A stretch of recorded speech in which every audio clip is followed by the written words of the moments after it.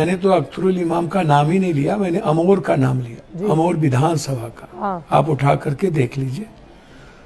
सही माने में जो राहुल गांधी जी की 1 लाख की रैली हुई और हम जब 2 बार गए तो सीमांचल की जनता साफ थी कि हमें हर परिस्थिति में हमें इस बिहार से देश को बचाना है।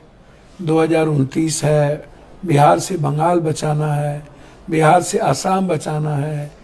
तो जो दिखने लगा, कल ही प्रधानमंत्री जी ने जिस वाक्य जिस शब्दों का प्रयोग उन्होंने बंगाल के लिए किया, ये जवाब तो आने वाले समय में बहुत सारे लोगों को जो बिल्कुल एक एग्रेशन में भाषण देते हैं, बात करते हैं।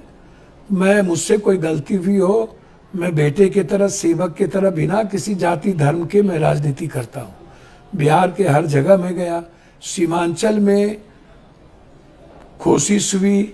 अमित शाह जी 4 दिन वहीं थे। बहुत सारे मुद्दे हैं, बहुत सारी बातें हैं जिसको मैं झौड़ी नहीं हूं कि मैं आपसे हमेशा चर्चा करूं, और चर्चा बेसमय करूं। बेमौसम बरसात भी अभी करना उचित नहीं है। अभी तो मैं नीतीश कुमार जी को ऐसी बाढ़ आई कि सब कुछ बहा कर ले गई आप लोगों के लिए। नहीं पप्पू यादव जी, देखिए ये मेरा सवाल नहीं है, ये AIMIM का सवाल है।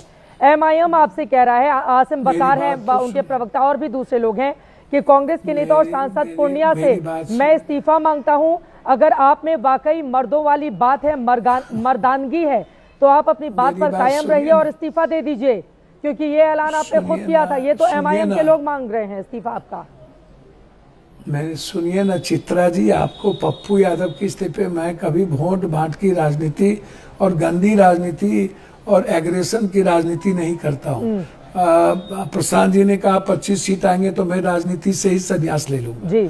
कई सारे मुद्दों, मैं तो अभी भी मैं कह रहा हूँ कि मैंने अमोर के संदर्भ में कहा था कि अमोर नहीं जीतूंगा तो मैं निश्चित रूप से, हो सकती है मुझसे गलतियां हुई तो नहीं जीते ना। और मुझे मैंने, मेरी बात तो सुनिए ना, मुझे तो सीमांचल पर भरोसा था, मुझे उम्मीद थी।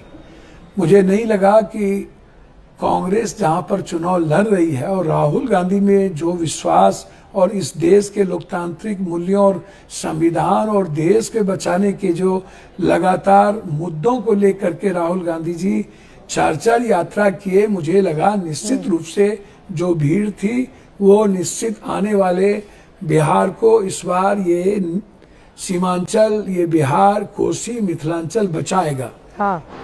हम आकलन नहीं कर पाए, ये मेरी गलती हो गई। हम, हो सकता है मैं उस गलती को स्वीकार करता हूँ। मैं औरों के तरह मर्द अर्ध कितने कौन मर्द हैं मैं जानता हूँ, इसलिए मैं उन पर नहीं जाऊंगा। आपके सेंटीमेंट पर भी मैं नहीं जाऊंगा।